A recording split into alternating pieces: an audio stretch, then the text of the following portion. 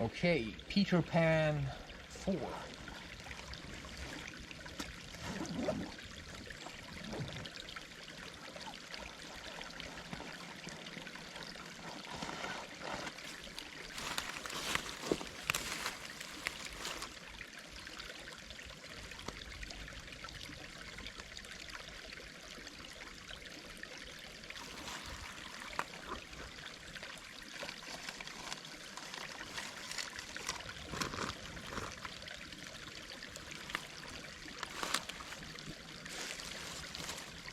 Sometimes you just want to sit a little.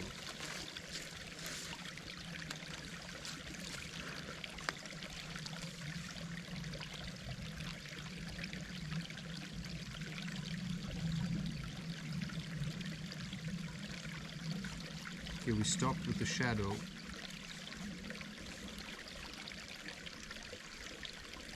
Oh wow.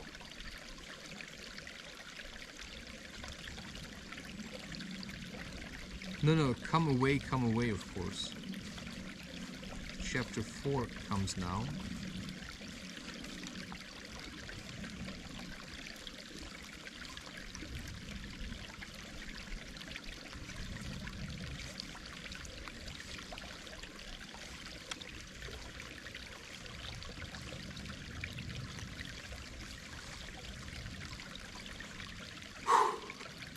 The flight.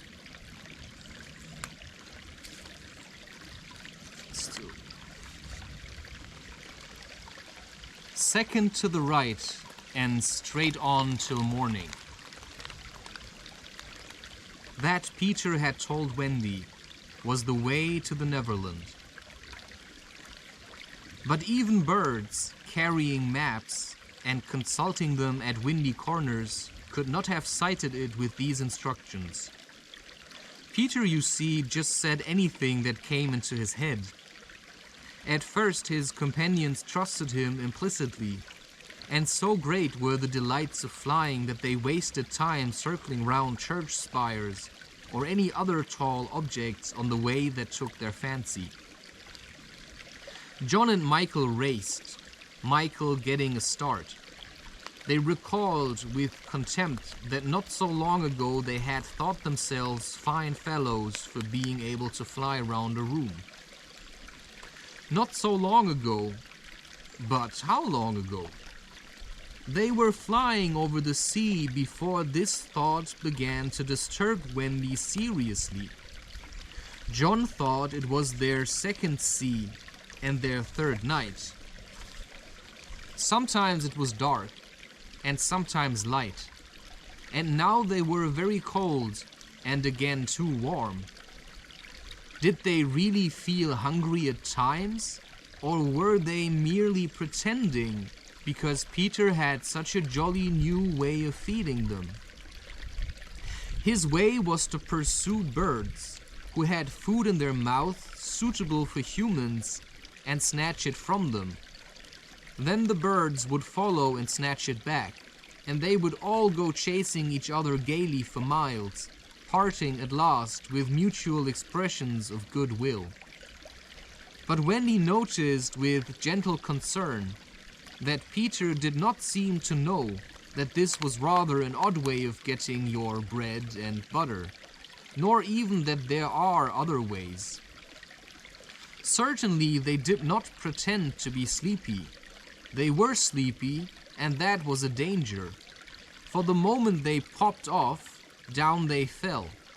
The awful thing was that Peter thought this funny. So you see, you have to stay awake in order to fly in your mind, like the active dreaming kind of thing. If this is life, then I have to stay awake. Because every time I sleep, in a way I fall. There he goes again, he would cry gleefully, as Michael suddenly dropped like a stone. Save him, cried Wendy, looking with horror at the cruel sea far below. Eventually, Peter would dive through the air and catch Michael just before he could strike the sea. And it was lovely the way he did it, but he always waited till the last moment and you felt it was his cleverness that interested him and not the saving of human life. Also, he was fond of variety, and the sport that engrossed him one moment would suddenly cease to engage him, so there was always the possibility that the next time you fell, he would let you go. He could sleep in the air without falling, but by merely lying on his back and floating. But this was, partly at least, because he was so light that if you got behind him and blew, he went faster. "Do be more polite to him," Wendy whispered to John when they were playing. "Follow my leader." "Then tell him to stop showing off," said John. When playing John says Peter should stop showing off. So John is lacking respect, because Peter is the master, and John should acknowledge that. When playing Follow My Leader, Peter would fly close to the water and touch each shark's tail in passing, just as in the street you may run your finger along an iron railing. They could not follow him in this with much success, so perhaps it was rather like showing off, especially as he kept looking behind to see how many tails they missed. "You must be nice to him," Wendy impressed on her brothers. "What could we do if he were to leave us?" "We could go back," Michael said. "How could we ever find our way back without him?" "Well, then, we could go on," said John. "That is the awful thing, John. We should have to go on, for we don't know how to stop." This was true. Peter had forgotten to show them how to stop. John said that if the worst came to the worst, all they had to do was to go straight on, for the world was round, and so in time they must come back to their own window. "And who is to get food for us, John?" "I nipped a bit out of that eagle's mouth pretty neatly, Wendy." "After the 20th try," Wendy reminded him. "And even though we became good at picking up food, see how we bump against clouds and things if he is not near to give us a hand." Indeed, they were constantly bumping. They could now fly strongly, though they still kicked far too much. But if they saw a cloud in front of them, the more they tried to avoid it, the more certainly did they bump into it. If Nana had been with them, she would have had a bandage round Michael's forehead by this time. Peter was not with them for the moment, and they felt rather lonely up there by themselves. He could go so much faster than they that he would suddenly shoot out of sight to have some adventure in which they had no share. He would come down laughing over something fearfully funny he had been saying to a star. But he had already forgotten what it was, or he would come up with mermaid scales still sticking to him, and yet not be able to say for certain what had been happening. It was really rather irritating to children who had never seen a mermaid. And if he forgets them so quickly, Wendy argued, how can we expect that he will go on remembering us?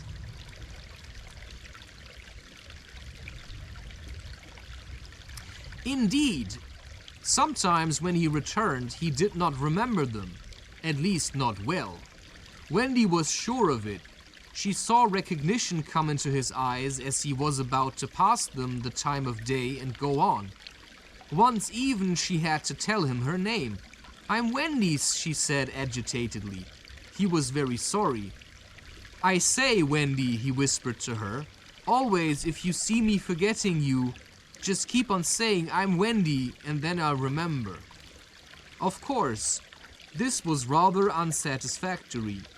However, to make amends, he showed them how to lie out flat on a strong wind that was going their way. And this was such a pleasant change that they tried it several times and found they could sleep thus with security.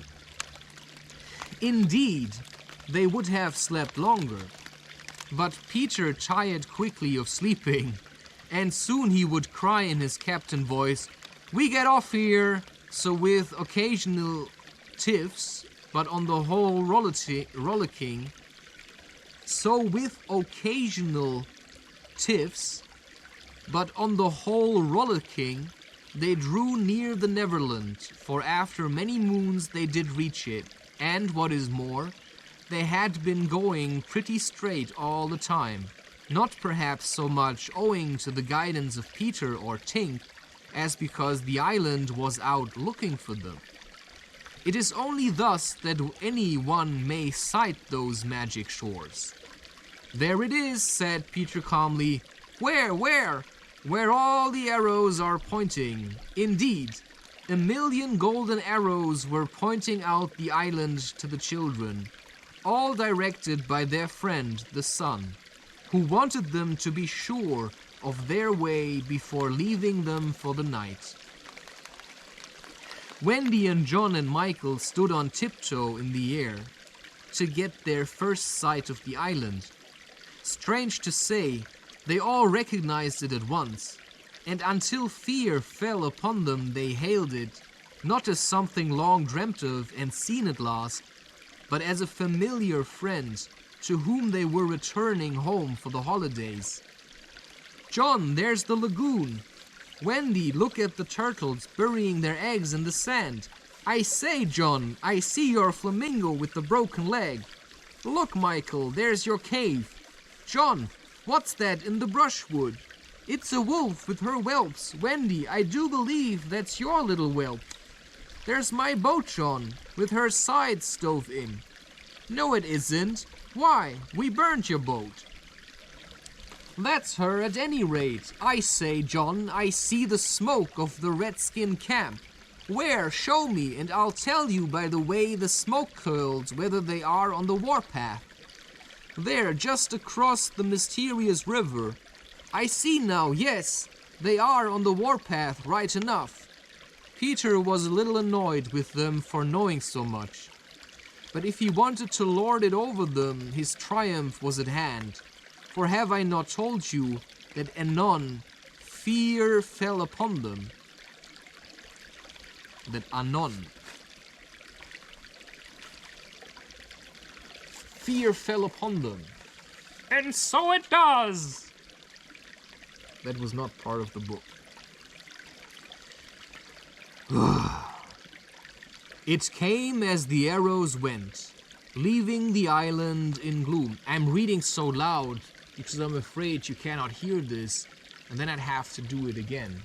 But of course, I'm also ruining this beautiful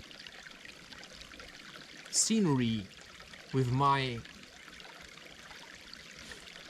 constant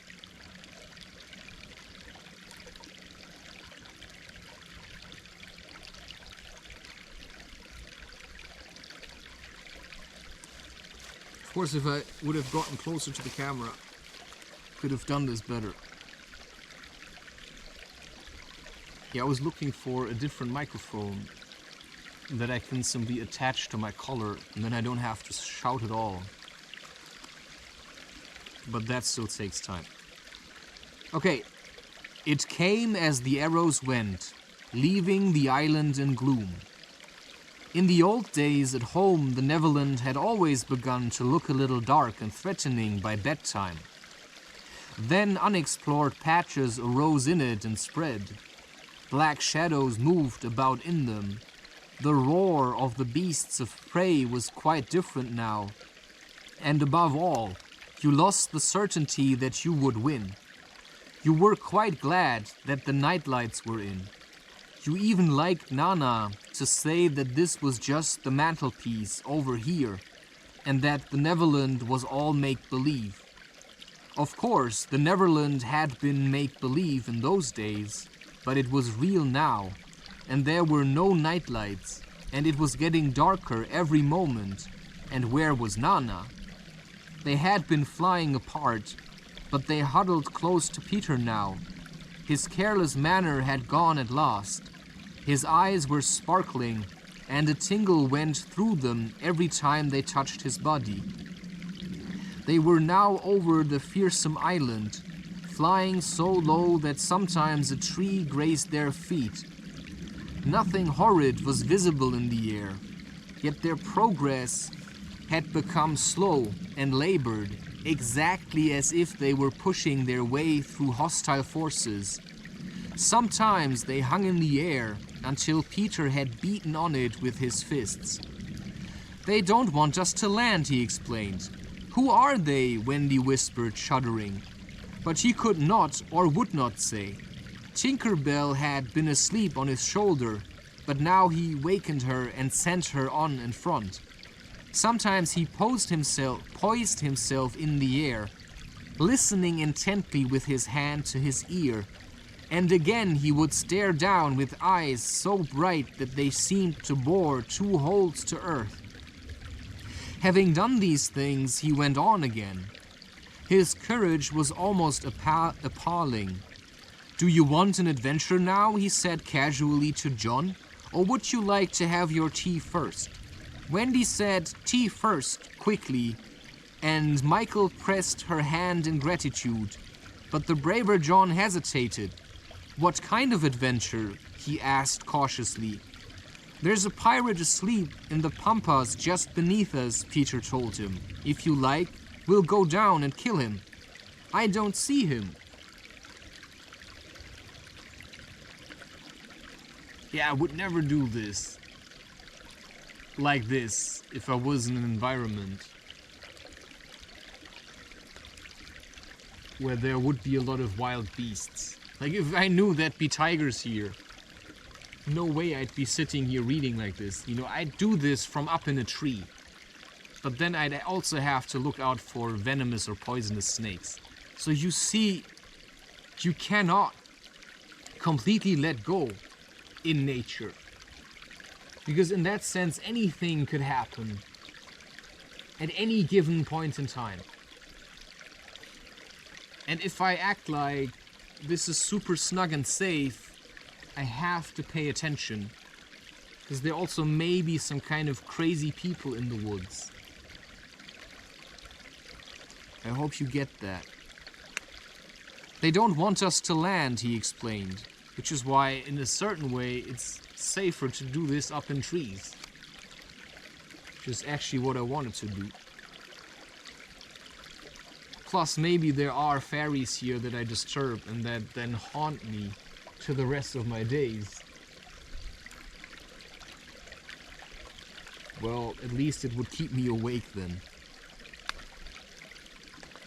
His courage was almost appalling.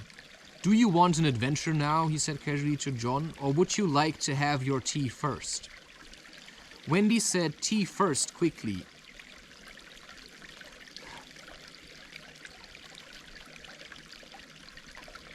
Yeah, I'm gonna finish this and then I'm gonna move on, but I have to say that in terms of spiritual needs, I feel the need to inform you that there are other planes of reality and that the beings you may be looking for surround you at all times. So it's a feeling that's speaking to me now. And that to me isn't funny. This is serious. Because I have the experience.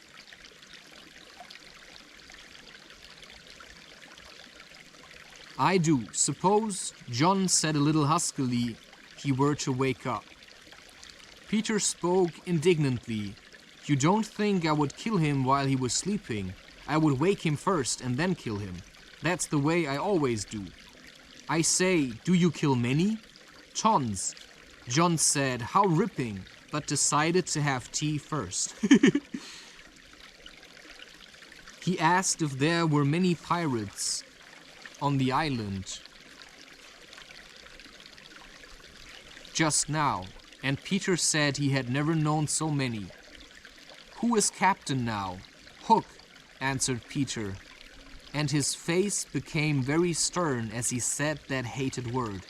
"Yes, Hook," Aye. Then indeed Michael began to cry, and even John could speak in gulps only, for they knew Hook's reputation. He was Blackbeard's bossoon, John whispered huskily. He is the worst of them all. He is the only man of whom Barbecue was afraid. That's him, said Peter. What is he like? Is he big? He is not so big as he was. How do you mean? I cut off a bit of him. You? Yes, me, said Peter sharply. I wasn't meaning to be disrespectful. Oh, all right. But I say, what bit? His right hand. Then he can't fight now? Oh, can't he just? Left-hander? He has an iron hook instead of a right hand, and he claws with it. Claws? I say, John, said Peter. Yes, say, aye, aye, sir. Aye, aye, sir. There is one thing, Peter continued, that every boy who serves under me has to promise, and so must you. John paled. It is this. If we meet Hook in open fight, you must leave him to me. I promise, John said loyally. For the moment they were feeling less eerie because Tink was flying with them, and in her light they could distinguish each other. Unfortunately, she could not fly so slowly as they, and so she had to go round and round them in a circle in which they moved as in a halo. Wendy quite liked it until Peter pointed out the drawback. She tells me, he said, that the pirates sighted us before the darkness came and got Long Tom out. The big gun? Yes, and of course they must see her light. And if they guess, we... You know, reading quietly is nicer.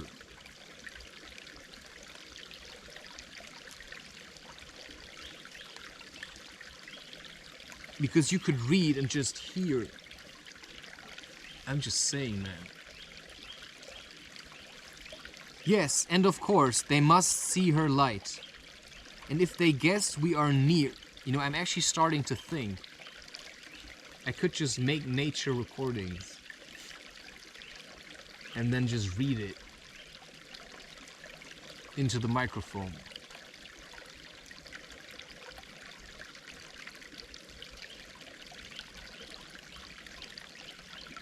Because this is, to me, not the right place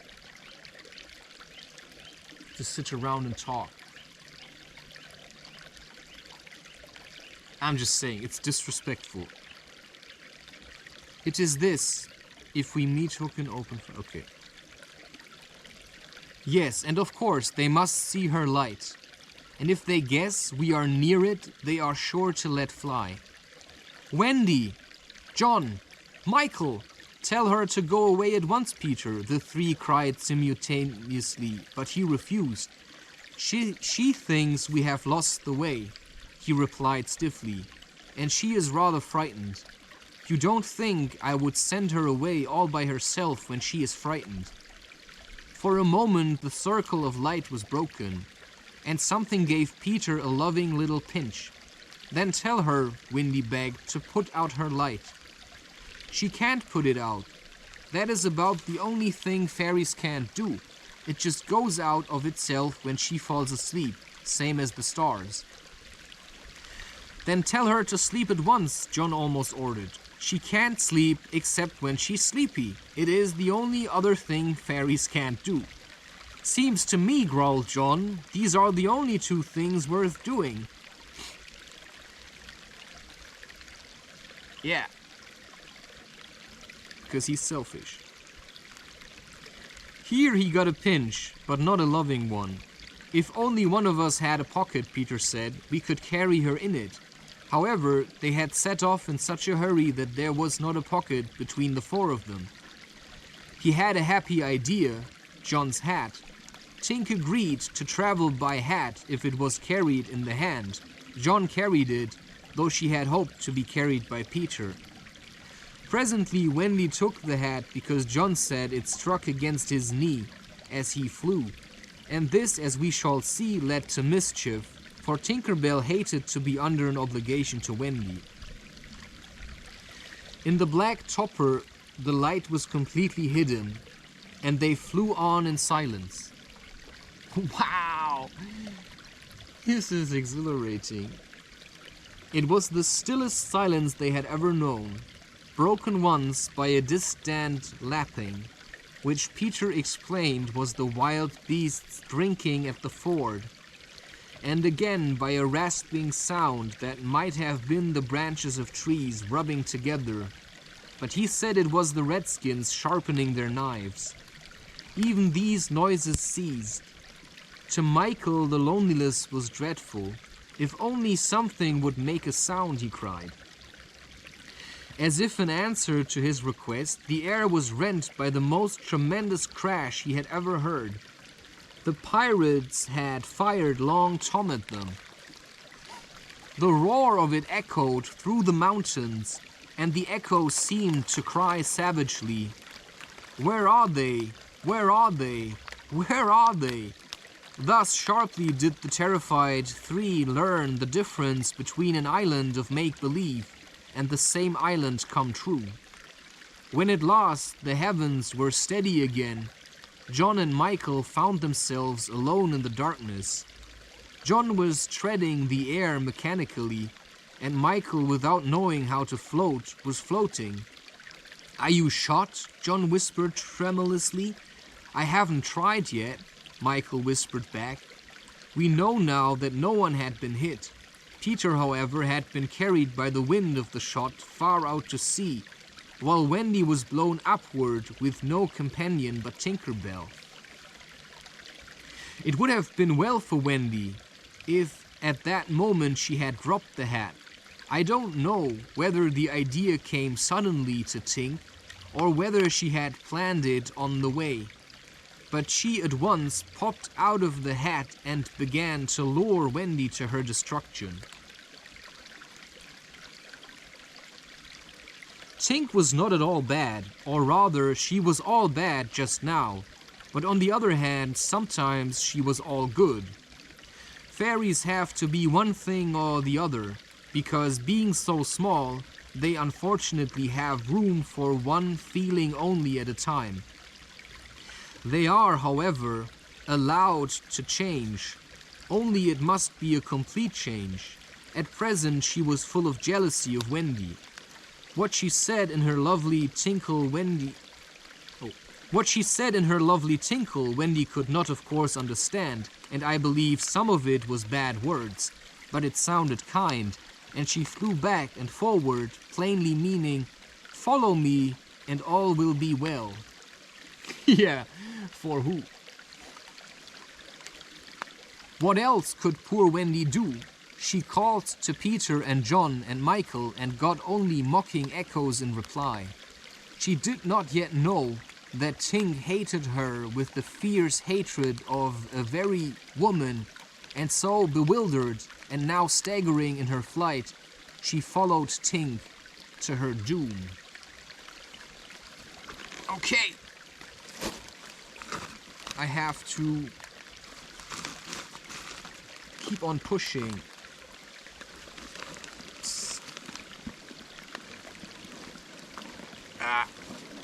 You know, this is all I brought today. Tea. I prepared maybe yesterday. I'm just gonna drink. And then I'm gonna push through the hike.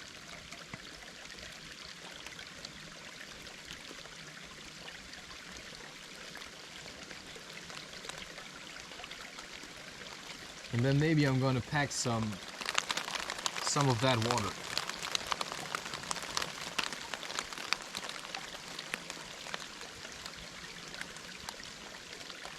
Yeah, and then I'm gonna pee. Put on the rain cover of my backpack and then be on my merry way. Right, never take sitting water. This is running water.